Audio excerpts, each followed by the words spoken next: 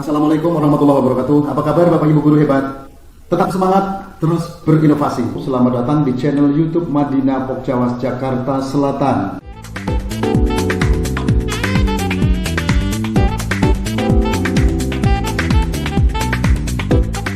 Kami akan membahas satu topik dalam kurikulum Merdeka, yaitu tentang proyek penguatan profil pelajar Pancasila.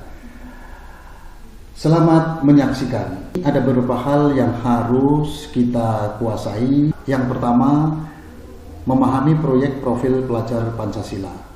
Yang kedua, yaitu menyiapkan ekosistem satuan pendidikan. Kemudian yang ketiga, desain proyek profil pelajar Pancasila. Yang keempat, mengelola proyek profil pelajar Pancasila. Yang kelima, pendokumentasian. Yang keenam adalah evaluasi sebagai tindak lanjut dan refleksi. Untuk memahami proyek profil pelajar Pancasila, bahwa profil pelajar Pancasila itu merupakan pelajar yang sepanjang hayat, yang kompeten dan memiliki karakter sesuai nilai-nilai Pancasila. Profil pelajar Pancasila itu ada 6 dimensi. Yang pertama adalah beriman bertakwa kepada Tuhan Yang Maha Esa dan berakhlak mulia. Yang kedua, berkebinekaan global. Yang ketiga, bergotong royong. Yang keempat, kreatif. Yang kelima, bernalar kritis. Yang keenam adalah mandiri. Nah, profil pelajar Pancasila ini sering diakronimkan dengan istilah makan roti manis. Dimensi dan elemen profil pelajar Pancasila itu: pertama, beriman bertakwa kepada Tuhan Yang Maha Esa dan berakhlak mulia. Itu mempunyai elemen akhlak beragama, akhlak pribadi, akhlak kepada manusia, akhlak kepada alam, akhlak kepada negara atau akhlak bernegara. Yang kedua, berkebinekaan global. Elemennya yang pertama mengenal dan menghargai budaya. Yang kedua, komunikasi dan interaksi antar budaya. Kemudian refleksi dan tanggung jawab terhadap pengalaman kebinekaan. Kemudian berkeadilan sosial.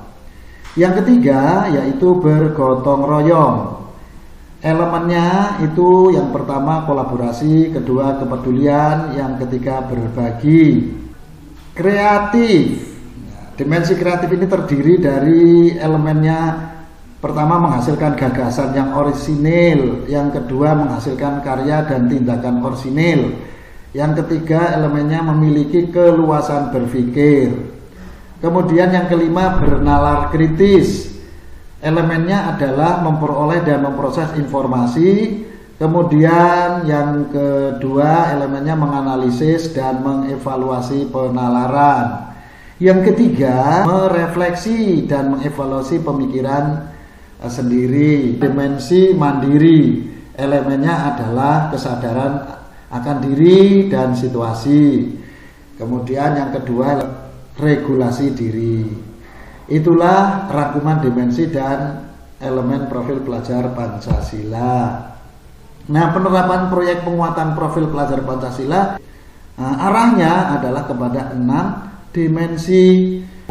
Budaya sekolah itu serta norma yang berlaku di sekolah tersebut. Kemudian ada intrakurikuler, ya, harus mengurai CP sampai menjadi modul ajar. Ada namanya kokurikuler yang terkait dengan proyek, ya. Dasarnya adalah tema. Selanjutnya, prinsip proyek penguatan profil pelajar Pancasila ini sebenarnya ada 4, Bapak Ibu. Prinsipnya yang pertama holistik, yang kedua kontekstual, peserta didik atau siswa, kemudian yang keempat adalah eksploratif. Nah, holistik bagaimana? Yaitu menyeluruh, tidak parsial atau terpisah-pisah, dan keterhubungan dari berbagai hal untuk memahami sebuah isu secara mendalam. Kemudian kontekstual artinya berdasarkan pada pengalaman nyata yang dihadapi dalam keseharian. Peserta didik artinya ini prinsipnya berpusat pada peserta didik dengan skema pembelajaran yang mendorong peserta didik untuk menjadi subjek pembelajaran yang aktif. Eksploratif itu artinya kita membuka ruang yang lebar bagi proses inquiry, penemuan-penemuan, dan pengembangan diri. Nah, bagaimana kita menyiapkan ekosistem satuan pendidikan? Budaya satuan pendidikan itu harus satu, berpikir terbuka. Yang kedua, senang mempelajari hal-hal baru. Yang ketiga adalah kolaboratif atau kerja sama.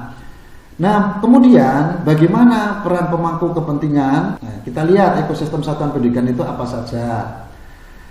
Dalam hal ini ada 7 macam yang akan menjadi pemeran pemangku kepentingan. Yang pertama adalah kepala madrasah atau kepala satuan pendidikan, ya.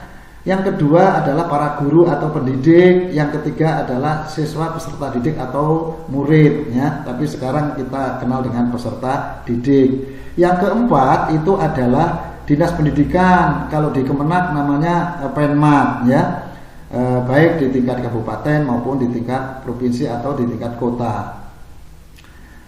Kemudian yang kelima adalah pengawas paket. Yang keenam adalah komite madrasah. Yang ketujuh adalah masyarakat. Selanjutnya penguatan tim proyek.